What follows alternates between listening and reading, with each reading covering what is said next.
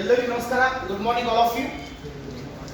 ನಿನ್ನೆ ನಾವು ಅಕ್ಷಾಂಶಗಳು ಮತ್ತು ರೇಖಾಂಶಗಳು ಟಾಪಿಕ್ ಸ್ಟಾರ್ಟ್ ಮಾಡೀನಿ. ಅದರಾಗ ನಾನು ನಿನ್ನೆ ನಿಮಗೆ ಅಕ್ಷಾಂಶಗಳ ಬಗ್ಗೆ ಹೇಳಿದ್ದೇನೆ. ಅಕ್ಷಾಂಶಗಳು ಲ್ಯಾಟಿಟ್ಯೂಡ್ಸ್ ಅಕ್ಷಾಂಶಗಳ ಬಗ್ಗೆ ಹೇಳಿದ್ದೇನೆ. ಇವತ್ತು ಅದರ ಮುಂದಿನ ಪಾಯಿಂಟ್ ಯಾವುದಪ್ಪ ಅಂದರೆ ಅದು ರೇಖಾಂಶಗಳು ಲಾಂಜಿಟ್ಯೂಡ್ಸ್.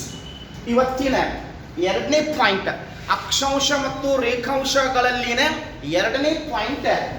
ಓಕೆ, ರೇಖಾಂಶಗಳು ಹೆಡ್ಡಿಗೆ ಹಾಕ್ಕೊಳ್ಳಿ. ರೇಖಾಂಶಗಳು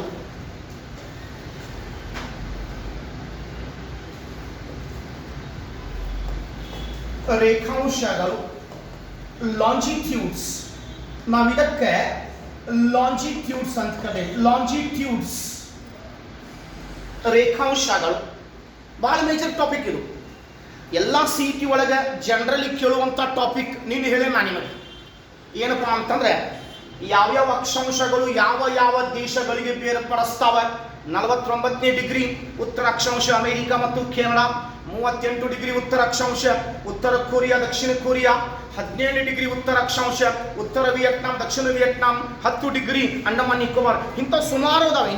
ಇನ್ನು ಸುಮಾರು ಬರ್ತಾವೆ. ಈ ರೀತಿ ಕ್ವಶನ್ಸ್ ಕೇಳ್ಕೊಂಡು ಬಂದಾನೆ. ಸಮಭಾಜಕ ವೃತ್ತ ಹಾಯ್ದು ಹೋದಂತಹ 13 ದೇಶಗಳು, ಮಕರ ಸಂಕ್ರಾಂತಿಕ ವೃತ್ತ ಹಾಯ್ದು ಹೋದಂತಹ 10 ದೇಶಗಳು, ಕರ್ಕಾಟಕ ಸಂಕ್ರಾಂತಿಕ ವೃತ್ತ ಹಾಯ್ದು ಹೋದಂತಹ 17 ದೇಶಗಳು ಸಾಮಾನ್ಯವಾಗಿ ಕೇಳ್ಕೊಂಡು ಬಂದಾನೆ. ಈಗ ಇಲ್ಲೇ ರೇಖಾಂಶಗಳಲ್ಲಿ ಯಾವ ರೀತಿ ಕ್ವಶನ್ಸ್ ಕೇಳ್ತಾನೆ, ಯಾವ ರೀತಿ ಬರ್ತಾವ, ಅದನ್ನು ಸ್ವಲ್ಪ ಡಿಸ್ಕಷನ್ ಮಾಡೋಣ. ಎಸ್, ಮೊದಲ ರೇಖಾಂಶಗಳು ಅಂತಂದ್ರೆ ಏನು ಒಂದು ಶಬ್ದ ಬರ್ಕೊಂಡಿಬೇಕಾ. ರೇಖಾಂಶಗಳು ಅಂತಂದ್ರೆ ಭೂಗೋಳದ ಮೇಲೆ ಅಥವಾ ನಕ್ಷೆಯ ಮೇಲೆ, ಭೂಗೋಳದ ಮೇಲೆ ಅಥವಾ ನಕ್ಷೆಯ ಮೇಲೆ ಸಮಭಾಜಕ ವೃತ್ತಕ್ಕೆ ಸಮಾನ ಅಂತರದಲ್ಲಿ ಲಂಬವಾಗಿ ಎಳೆದಂತಹ ಕಾಲ್ಪನಿಕ ರೇಖೆಗಳಿಗೆ, ಸಮಭಾಜಕ ವೃತ್ತಕ್ಕೆ ಸಮಾನ ಅಂತರದಲ್ಲಿ ಲಂಬವಾಗಿ ಎಳೆದಂತಹ ಕಾಲ್ಪನಿಕ ರೇಖೆಗಳಿಗೆ ರೇಖಾಂಶಗಳು. Longitudes are the imaginary lines. They are drawn on the globe. They are drawn on the map vertically parallel to the equator. ಭೂಗೋಳದ ಮೇಲೆ ಅಥವಾ ನಕ್ಷೆಯ ಮೇಲೆ ಸಮಭಾಜಕ ವೃತ್ತಕ್ಕೆ ಸಮಾನ ಅಂತರದಲ್ಲಿ ಲಂಬವಾಗಿ ಎಳೆದಂತಹ ಕಾಲ್ಪನಿಕ ರೇಖೆಗಳಿಗೆ ನಾವಿಲ್ಲಿ ರೇಖಾಂಶಗಳು ಅಂತ ಕರೆದೇವೆ. ಹೌದಾ? ಅಕ್ಷಾಂಶಗಳನ್ನು ಅಡ್ಡಲಾಗಿ ಎಳೆದಾರೆ. Okay, horizontally ಎಳೆದಾರೆ. ರೇಖಾಂಶಗಳನ್ನು ಲಂಬವಾಗಿ ಎಳೆದಾರೆ. ಇದು ನಿಮಗೆ ಗೊತ್ತಿರಲಿ. ಎಸ್, ಇಲ್ಲಿ ಅಕ್ಷಾಂಶಗಳನ್ನು ಹೆಂಗ ಎಣಿಸ್ತಾರೆ, ಹೆಂಗ ಕೌಂಟ್ ಮಾಡ್ತಾರೆ, ಇವನ್ನೂ ಸಹ ಡಿಗ್ರಿ ಒಳಗೆ ಎಣಿಸ್ತಾರೆ. ಡಿಗ್ರಿ ಒಳಗೆ ಲಾಂಜಿಟ್ಯೂಡ್ಸ್ ಆರ್ ಕೌಂಟಿಂಗ್ ಇನ್ ಡಿಗ್ರೀಸ್. ಎರಡು ಅಕ್ಷಾಂಶ ಇರ್ಬೋದು, ರೇಖಾಂಶ ಇರ್ಬೋದು, ಇವನ್ನ ಡಿಗ್ರಿ ಒಳಗೆ ಕೌಂಟ್ ಮಾಡ್ತಾರೆ.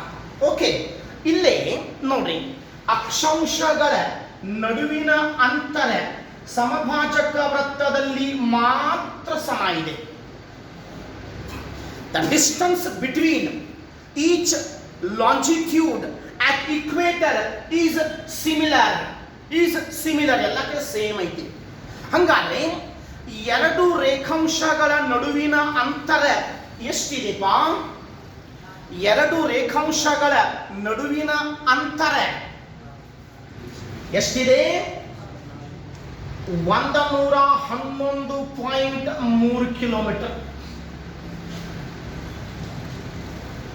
ಅಕ್ಷಾಂಶಗಳ ನಡುವಿನ ಅಂತರ 110.5 ಇದೆ. ರೇಖಾಂಶಗಳ ನಡುವಿನ ಅಂತರ 111.3 ಇದೆ. ಈ 111.3 ಹೆಂಗ ತೆಗಿಬೇಕು ಅನ್ನೋದು ನಾನು ನಿಮಗೆ ಮುಂದೆ ಹೇಳ್ತೇನೆ. ಈಗ ನೋಡ್ರಿ, ಗೋಳದ ಮೇಲೆ ಎಷ್ಟು ಡಿಗ್ರಿ ರೇಖಾಂಶಗಳು ಅದಾವ? ನಿನ್ನೆ ಅಕ್ಷಾಂಶಗಳ ಬಗ್ಗೆ ಹೇಳೇನಿ. 181 ಡಿಗ್ರಿ ಅಕ್ಷಾಂಶಗಳು ಅದಾವ. ಇನ್ನ ರೇಖಾಂಶಗಳು ಎಷ್ಟು ಅದಾವ ಅಥವಾ ರೇಖಾಂಶಗಳು ಎಷ್ಟು ಡಿಗ್ರಿ ಅದಾವ ಅಂತ ಕೇಳಬಹುದು.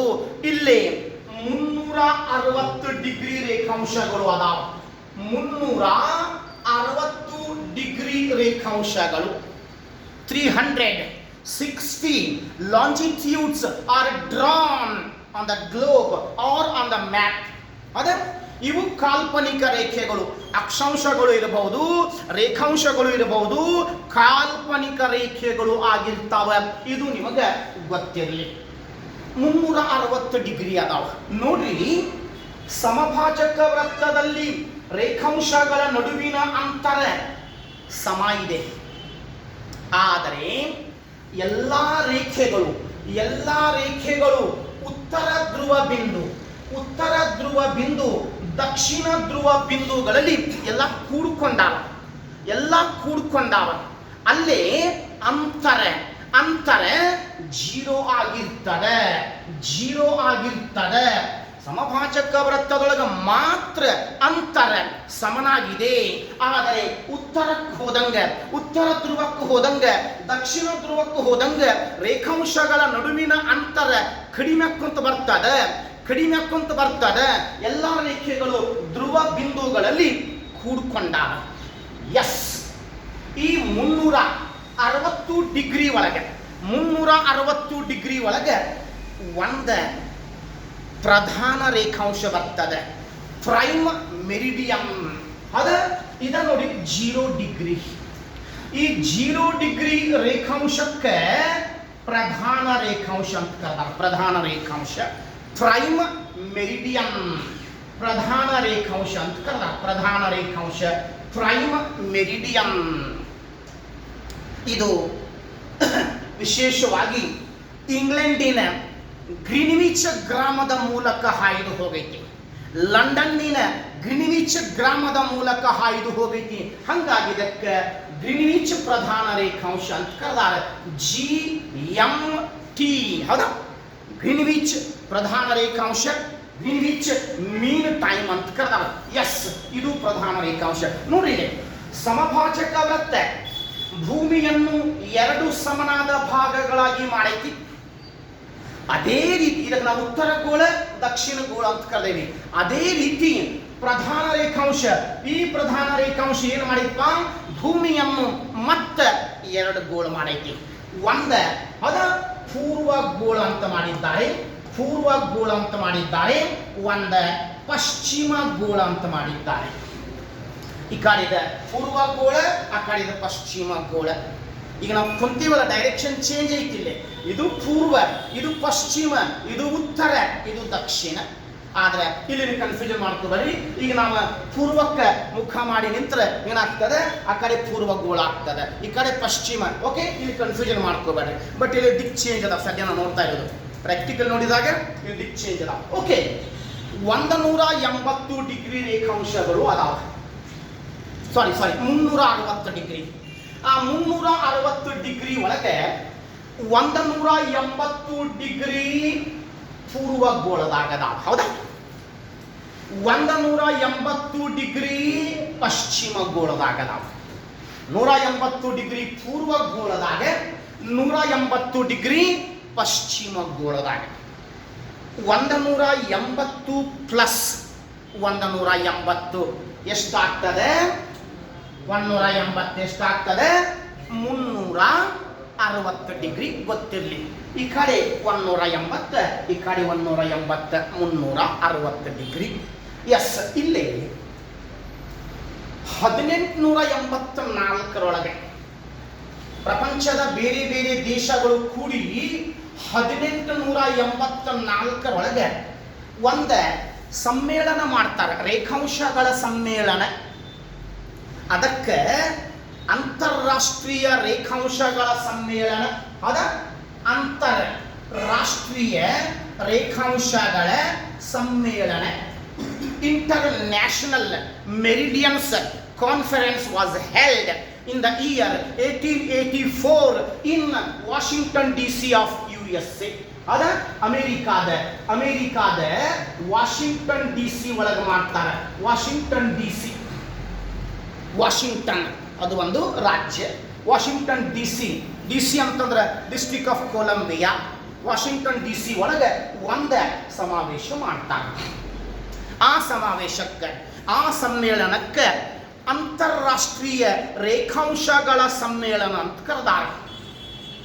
ಅಲ್ಲಿ ಏನು ಡಿಸೈಡ್ ಮಾಡ್ತಾರಪ್ಪ, ಅಲ್ಲಿ ಏನು ನಿರ್ಧಾರ ಮಾಡ್ತಾರಪ್ಪ ಅಂತಂದ್ರೆ 2 ರೇಖಾಂಶಗಳನ್ನು ನಿರ್ಧಾರ ಮಾಡ್ತಾರೆ. 2 ರೇಖಾಂಶಗಳು, ಒಂದು 0 ಡಿಗ್ರಿ. ಇದಕ್ಕೆ ಆ ಸಮಾವೇಶದೊಳಗೆ, ಆ ಸಮ್ಮೇಳನದೊಳಗೆ ಏನಂತ ಕರೆದಾರಪ್ಪ ಅಂತಂದ್ರೆ ಗ್ರೀನ್ವಿಚ್ ಪ್ರಧಾನ ರೇಖಾಂಶ. ಇದಕ್ಕೆ ಗ್ರೀನ್ವಿಚ್ ಪ್ರಧಾನ ರೇಖಾಂಶ ಅಂತ ಕರೆದಾರೆ. ಗ್ರೀನ್ವಿಚ್ ಮೀನ್ ಟೈಮ್, GMT ಅಂದರೆ ಇದು ಪ್ರಪಂಚದ ಪ್ರಧಾನ ವೇಳೆ ವಲಯ. It is considered as A world standard time, WST. ಪ್ರಪಂಚದ ಪ್ರಧಾನ ವೇಳೆ ವಲಯ ಇದನ್ನು ನೋಡ್ರಿ. ಪ್ರಪಂಚದ ಎಲ್ಲ ದೇಶಗಳು 196 ದೇಶಗಳು ಇದಕ್ಕೆ ಅನುಗುಣವಾಗಿ ತಮ್ಮ ವೇಳೆ ಟೈಮ್ ಸೆಟ್ ಮಾಡ್ಕೊಂಡಾರ. ಆ ಟೈಮ್ ಹೆಂಗ್ ಸೆಟ್ ಮಾಡ್ಕೊಂಡಾರ ಅನ್ನೋದು ನಾನು ನಿಮಗೆ ಆಮೇಲೆ ಹೇಳ್ತೇನೆ. ಇದೊಂದಾಯ್ತು. ಇನ್ನು ಇದರ ನಂತರ ಮತ್ತೊಂದು ರೇಖಾಂಶ ನಿರ್ಧಾರ ಮಾಡ್ಯಾರ. ಅದು ಯಾವುದಪ್ಪ ಅಂತಂದ್ರೆ 180 ಡಿಗ್ರಿ. ನಾನು 2 ಸಲ ಬರ್ದೇನಿ. ಇಲ್ಲಿ 180 ಡಿಗ್ರಿ, ಇಲ್ಲಿ 180 ಡಿಗ್ರಿ ಒಂದೈತದೆ. ಅದು 180 ಡಿಗ್ರಿ ರೇಖಾಂಶಕ್ಕೆ ಈ ಸಮಾವೇಶದೊಳಗೆ, ಈ ಸಮ್ಮೇಳನದೊಳಗೆ ಏನಂತ ಕರೆದಾರೆ? 180 ಡಿಗ್ರಿ ರೇಖಾಂಶಕ್ಕೆ ಈ ಸಮ್ಮೇಳನದೊಳಗೆ ಒಂದು ಹೆಸರು ಕೊಟ್ಟಾರೆ, ಅಂತಾರಾಷ್ಟ್ರೀಯ ದಿನಾಂಕ ರೇಖೆ.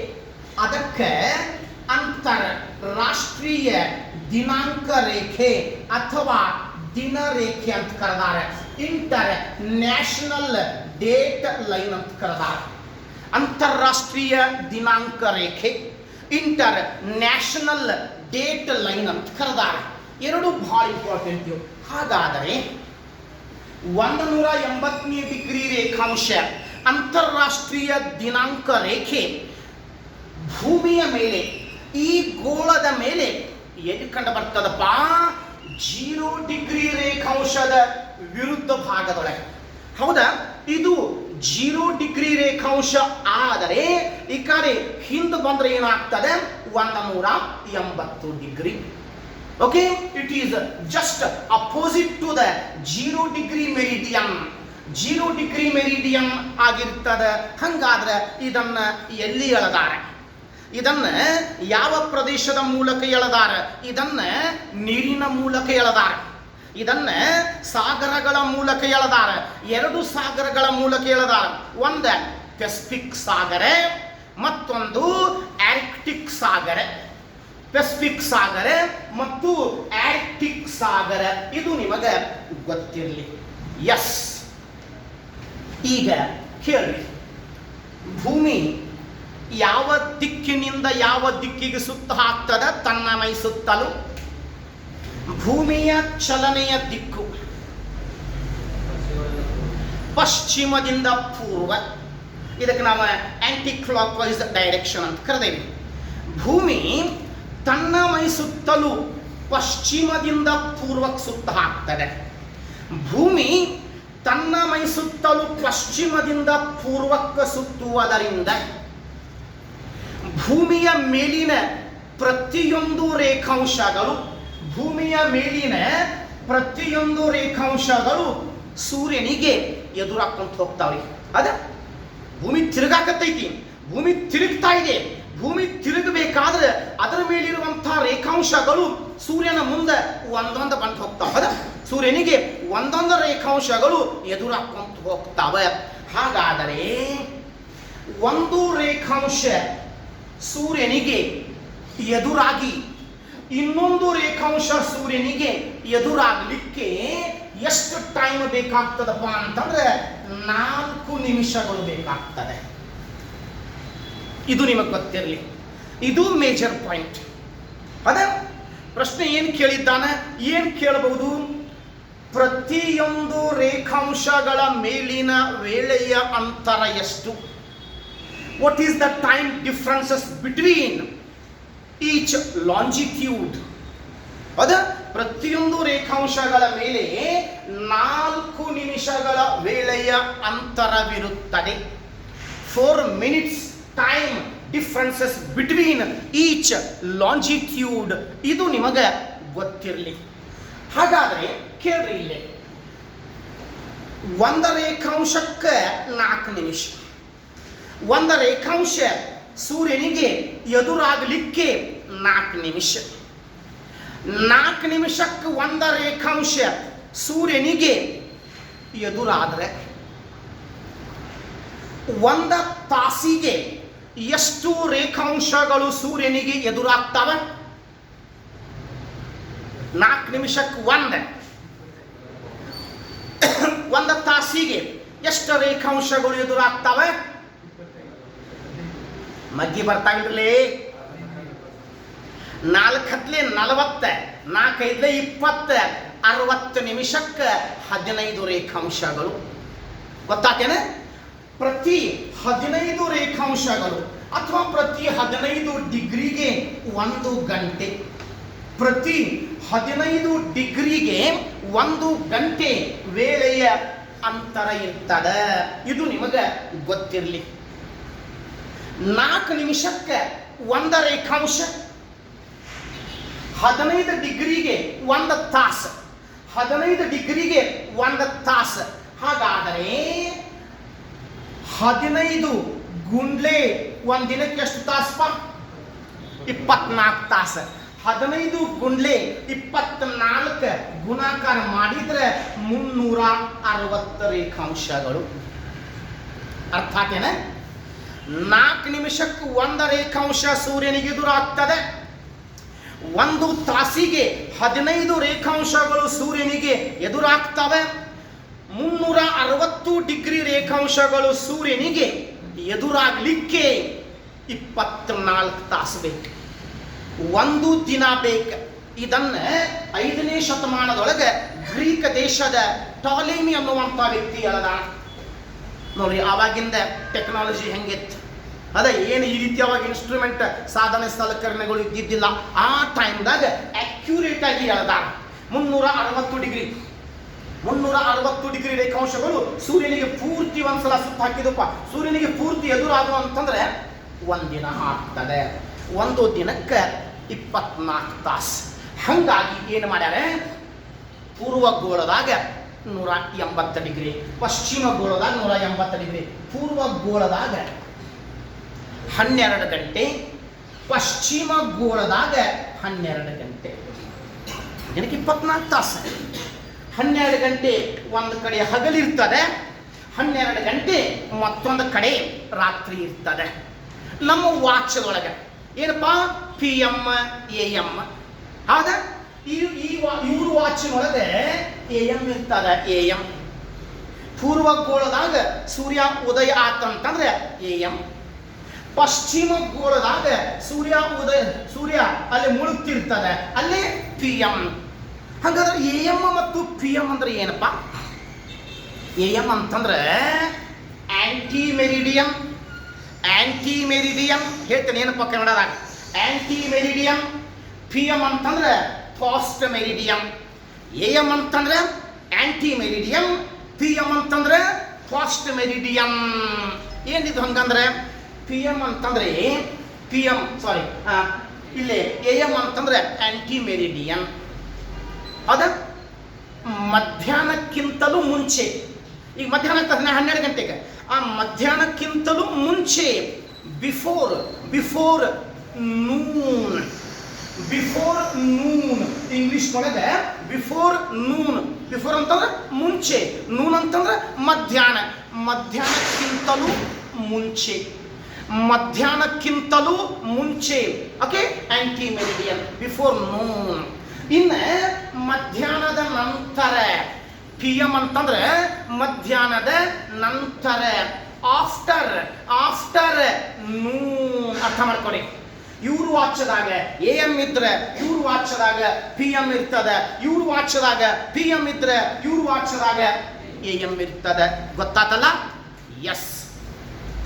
ಇನ್ನ ಬೇಸಿಕ್ ಪಾಯಿಂಟ್, ಪ್ರಪಂಚದ ಸೂರ್ಯೋದಯ ನಾಡು ಯಾವುದು? The land of sun rising country in the world. ಪ್ರಪಂಚದ ಸೂರ್ಯೋದಯ ನಾಡು. ನಾನು ಪ್ರಪಂಚದ ಮಾತಾಡಕತ್ತೇನಿ, ಭಾರತದ್ದು ಅಲ್ಲ. ಪ್ರಪಂಚದ ಸೂರ್ಯೋದಯ ನಾಡು Japan. That Japan is called the land of midnight sun country. ಹಂಗಾದ್ರೆ ಯಾಕೆ ಜಪಾನದೊಳಗ ಮೊಟ್ಟ ಮೊದಲು ಸೂರ್ಯೋದಯ ಆಗ್ತದೆ? Why Japan gets first sun rising in the world? ಯಾಕಪ್ಪ ಅಂತಂದ್ರೆ ನೋಡ್ರಿ, ಇಲ್ಲಿ ಸೂರ್ಯ ಪೂರ್ವದಾಗ ಹುಟ್ಟತಾನ, ಪೂರ್ವದಾಗ ಉಗಮಗೊಳ್ತಾನೆ. ಹಾಗಾಗಿ ಭೂಮಿಯ ಪೂರ್ವ ತುದಿಯ ಮೇಲೆ, ಹೌದಾ, ಪೂರ್ವ ತುದಿಯ ಮೇಲೆ ಜಪಾನ್ ಕಂಡು ಬರ್ತದೆ. ಜಪಾನ್ ಎಲ್ಲಿದೆ? ಭೂಮಿಯ ಪೂರ್ವ ತುದಿ ಒಳಗೈತಿ. ಹಾಗಾದರೆ ಜಪಾನ್ ದೇಶದ ಪ್ರಧಾನ ರೇಖಾಂಶ, ಜಪಾನ್ ದೇಶದಾಗ ಯಾವ ರೇಖಾಂಶ ಹಾಯ್ದು ಹೋಗಿದಪ್ಪ? 135ನೇ ಡಿಗ್ರಿ ಪೂರ್ವ ರೇಖಾಂಶ. 135ನೇ ಡಿಗ್ರಿ ಪೂರ್ವ ರೇಖಾಂಶ ಜಪಾನದೊಳಗ ಹಾಯ್ದು ಹೋಗಿರ್ತದೆ. ಹಂಗಾಗಿ ಅಲ್ಲೇ ಮೊಟ್ಟ ಮೊದಲು ಸೂರ್ಯ ಬರ್ತಾನ. ಸೂರ್ಯೋದಯ ಆದ ಮೇಲೆ ಮೊಟ್ಟ ಮೊದಲು ಸೂರ್ಯ ಬರುವುದು ಜಪಾನ್. ಹಂಗಾಗಿ ಜಪಾನ್ ದೇಶಕ್ಕೆ ಪ್ರಪಂಚದ ಸೂರ್ಯೋದಯ ನಾಡು. ಹಾಗಾದ್ರೆ ಜಪಾನ್ ದೇಶದ ವಿಶೇಷತೆ ಏನು? ಜಪಾನ್ ದೇಶದ ವಿಶೇಷತೆ ಏನು? ಜಪಾನ್ ದೇಶ ಪ್ರಪಂಚಕ್ಕೆ ಹೊಸ ವರ್ಷವನ್ನು ಪರಿಚಯ ಮಾಡಿಕೊಡ್ತದೆ. ಹೌದಾ? ಜಪಾನ್ ಪ್ರಪಂಚಕ್ಕೆ ಹೊಸ ಪ್ರಪಂಚಕ್ಕೆ ಹೊಸ ದಿನವನ್ನು ಪರಿಚಯ ಮಾಡಿಕೊಡುತ್ತದೆ. ಫಾರ್ ಎಕ್ಸಾಂಪಲ್, ಇವತ್ತ ಬುಧವಾರ, ಇವತ್ತ ವೆನಸ್ಡೇ. ಬುಧವಾರ ಪ್ರಾರಂಭ ಆಗಿದೆ ಎಲ್ಲಿಂದ? ಜಪಾನ್. ನೆನ್ಪಿಟ್ಕೊಡ್ರಿ. ಎಸ್, ನೋಡ್ರಿ ಇಲ್ಲಿ 0 ಡಿಗ್ರಿ 10, 20, 50, 100, 120, 135. ಇನ್ನು ನೋಡ್ರಿ ಇಲ್ಲಿ 135, 145, 55, 65, 75, 179 ಡಿಗ್ರಿ. 179ನೇ ಡಿಗ್ರಿ ರೇಖಾಂಶ. 180 ಆಗಿಲ್ಲ, ಬಂದಿಲ್ಲ, ಇನ್ನು 180ಕ್ಕೆ ಬಂದಿಲ್ಲ, 179ಕ್ಕೆ ಬಂದೇನೆ. ಹಂಗಾದ್ರೆ ಇದು ಯಾವ ದೇಶದ ಸಮೀಪ ಹೋಗೈತಿಪ್ಪ ಅಂದ್ರೆ ನ್ಯೂಜಿಲ್ಯಾಂಡ್. ಶಾರ್ಟ್ಕಟ್ ಆಗಿ ಬರೀತೇನೆ ನಾನು ನಿಮಗೆ. ನೋಡ್ರಿ, ನ್ಯೂಜಿಲ್ಯಾಂಡಿನ ವೇಳೆ ವಲಯ ಹೆಚ್ಚು ಕಡಿಮೆ 179 ಅಂತ ತಿಳ್ಕೊಳ್ರಿ. ಆದರೆ ಜಪಾನ್ ಒಳಗೈತಿ. ಮೊಟ್ಟ ಮೊದಲು ಪ್ರಪಂಚದಲ್ಲಿ ಮೊಟ್ಟ ಮೊದಲು ಹೊಸ ವರ್ಷ ಆಚರಿಸುವ ದೇಶ ಯಾವುದು? ಪ್ರಪಂಚದಲ್ಲಿ ಮೊಟ್ಟ ಮೊದಲು ಹೊಸ ವರ್ಷ ಆಚರಿಸುವ ದೇಶ New Zealand. New Zealand is the first country in the world celebrating New Year. New Year first. ಪ್ರಪಂಚದಾಗ ಮೊಟ್ಟ ಮೊದಲು ಹೊಸ ವರ್ಷ ಆಚರಣೆ ಮಾಡುವಂತ ದೇಶ ನ್ಯೂಜಿಲ್ಯಾಂಡ್. ಆದರೆ ಸೂರ್ಯೋದಯದ ನಾಡು ಜಪಾನ್. ಆದ್ರೆ ಕೇಳ್ರಿ, ಇಲ್ಲಿ ಜಪಾನಕ್ಕಿಂತಲೂ ಮೊಟ್ಟ ಮೊದಲು ಸೂರ್ಯೋದಯ ನ್ಯೂಜಿಲ್ಯಾಂಡ್ದಾಗ ಆಗ್ಬೇಕು. ನ್ಯೂಜಿಲ್ಯಾಂಡ್ದಾಗ ಆಗ್ತದೆ, ಆದ್ರೆ ಸೂರ್ಯ ಕಾಣಂಗಿಲ್ಲ. ಯಾಕೆ ನೋಡ್ರಿ, ಕರೆಕ್ಟಾಗಿ ಅರ್ಥ ಮಾಡ್ಕೊಳ್ಳಿ. ಯಾಕೆ? 179 ಜಪಾನಕ್ಕಿಂತಲೂ ಮುಂದೈತಿ ನ್ಯೂಜಿಲ್ಯಾಂಡ್. ಅಲ್ಲೇ ಸೂರ್ಯೋದಯ ಆಗ್ಬೇಕು. ಆದ್ರೆ ನ್ಯೂಜಿಲ್ಯಾಂಡ್ ಎಲ್ಲಿ ಐತಿಪ್ಪ? ಹೌದಾ, ದಕ್ಷಿಣ ಧ್ರುವದ ಸಮೀಪ ಐತಿ. ಆಸ್ಟ್ರೇಲಿಯಾ ದಕ್ಷಿಣ ಧ್ರುವದಾಗೈತಿ. ಆ ದಕ್ಷಿಣ ಧ್ರುವದ ಸಮೀಪ ನ್ಯೂಜಿಲ್ಯಾಂಡ್ ಐತಿ. ಹಂಗಾಗಿ ಇಲ್ಲಿ ಸೂರ್ಯ ಬಂದರೂ ನ್ಯೂಜಿಲ್ಯಾಂಡ್ ಕಾಣಂಗಿಲ್ಲ. ನ್ಯೂಜಿಲ್ಯಾಂಡ್ ಮೇಲೆ ಸೂರ್ಯ ಇರ್ತಾನೆ, ಆದ್ರೆ ಸೂರ್ಯ ಕಾಣಂಗಿಲ್ಲ. ಯಾಕೆ? ನ್ಯೂಜಿಲ್ಯಾಂಡ್ ಕೆಳಗೈತಿ. ಹಂಗಾದ್ರೆ ಯಾಕೆ ನ್ಯೂಜಿಲ್ಯಾಂಡ್ದವ್ರೆ ಮೊಟ್ಟ ಮೊದಲು ಹೊಸ ವರ್ಷ ಆಚರಣೆ ಮಾಡ್ತಾರೆ? ಅವ್ರದ್ದು ಟೈಮ್ ಮುಂದೈತಿ. ಜಪಾನ್ ದೇಶಕ್ಕಿಂತಲೂ ಟೈಮ್ ನ್ಯೂಜಿಲ್ಯಾಂಡದ ಮುಂದೈತಿ. ಆದ್ರೆ ಸೂರ್ಯ ಕಾಣಂಗಿಲ್ಲ. ಸೂರ್ಯ ಲೇಟ್ ಆಗಿ ಕಾಣಿಸ್ತಾನ. ಫಾರ್ ಎಕ್ಸಾಂಪಲ್, ಅದು ಜಪಾನ್ ಮೇಲೈತಿ, ಜಪಾನ್ ಹೈಟ್ದಾಗೈತಿ, ನ್ಯೂಜಿಲ್ಯಾಂಡ್ ಕೆಳಗೈತಿ. ಹಂಗಾಗಿ ನೆನ್ಪಿಟ್ಕೊಡ್ರಿ, ಮೊಟ್ಟ ಮೊದಲು ಹೊಸ ವರ್ಷ ಆಚರಿಸುವ ದೇಶ ನ್ಯೂಜಿಲ್ಯಾಂಡ್. ಪ್ರಪಂಚಕ್ಕೆ ಇಲ್ಲಿ ಪ್ರಪಂಚದ ಸೂರ್ಯೋದಯ ನಾಡು ಜಪಾನ್. ಇವೆರಡು ನೆನ್ಪಿಟ್ಕೊಡಿ, ಕನ್ಫ್ಯೂಷನ್ ಮಾಡ್ಕೋಬೇಡಿ. ಫಾರ್ ಎಕ್ಸಾಂಪಲ್, ಧಾರವಾಡದಾಗ ಮುಂಜಾನೆ 6 ಗಂಟೆಗೆ ಸೂರ್ಯೋದಯ ಆಗ್ತದೆ ಅಂತ ತಿಳ್ಕೊಡ್ರಿ. ಧಾರವಾಡದಾಗ 6 ಗಂಟೆಗೆ ಸೂರ್ಯೋದಯ ಆಗ್ತದೆ. ಆದ್ರೆ ಧಾರವಾಡದಾಗ ಟಿವಿ ಟವರ್ ಐತಲ್ಲ, ಆ ಟಿವಿ ಟವರ್ ತುದಿ ಮೇಲೆ ಮುಂಜಾನೆ 5 ಗಂಟೆಗೆ ಸೂರ್ಯನ ಬೆಳಕು ಕಾಣಿಸ್ತದೆ. ಅರ್ಥ ಮಾಡ್ಕೊಡಿ, ಆ ಟಿವಿ ಟವರ್ ತುದಿ ಮೇಲೆ ಮುಂಜಾನೆ 5 ಗಂಟೆಗೆ ಸೂರ್ಯನ ಬೆಳಕು ಬರ್ತದೆ. ಧಾರವಾಡ ಮೇಲೆ ಬರಂಗಿಲ್ಲ. ಯಾಕೆ? ಟಿವಿ ಟವರ್ ಮೇಲೆ ಐತಿ. ಹಂಗಾಗಿ ಸೂರ್ಯನ ಬೆಳಕು ಅಲ್ಲಿ ಬೀಳುತ್ತದೆ. ಅದೇ ರೀತಿ ಜಪಾನ್ ಹೈಟ್ದಾಗಿದೆ. ಹಂಗಾಗಿ ಜಪಾನ್ ದೇಶದಾಗ ಮೊದಲು ಸೂರ್ಯೋದಯ ಆಗ್ತದೆ, ಅದು ಸೂರ್ಯನ ಬೆಳಕು ಬೀಳ್ತದೆ. ಆದ್ರೆ ಇಲ್ಲಿ ಬೀಳಬೇಕಾಗಿತ್ತ, ಯಾಕೆ? ಇದು ಕೆಳಗೈತಿ, ಲೇಟ್ ಆಗಿ ಬೀಳುತ್ತದೆ. ಅರ್ಥ ಆತಲ್ಲ? ಎಸ್. ಭೂಮಿ ತನ್ನ ಮೈ ಸುತ್ತಲೂ ಪಶ್ಚಿಮದಿಂದ ಪೂರ್ವಕ್ಕೆ ಸುತ್ತ ಹಾಕ್ತದೆ. ಭೂಮಿ ತನ್ನ ಮೈ ಸುತ್ತಲೂ ಸುತ್ತುವುದರಿಂದ ಎಲ್ಲಾ ರೇಖಾಂಶಗಳು ಸೂರ್ಯನಿಗೆ ಎದುರಾಕೊಂತ ಹೋಗ್ತಾವೆ. ಆದ್ರೆ ಕೇಳ್ರಿ, ಇಲ್ಲಿ ಪೂರ್ವಗೋಳದಾಗ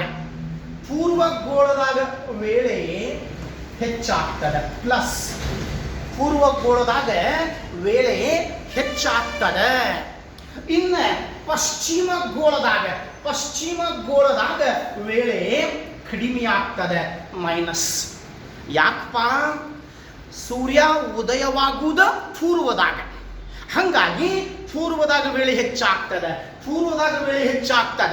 ಪಶ್ಚಿಮದಾಗ ವೇಳೆ ಕಡಿಮೆ ಆಗ್ತದೆ.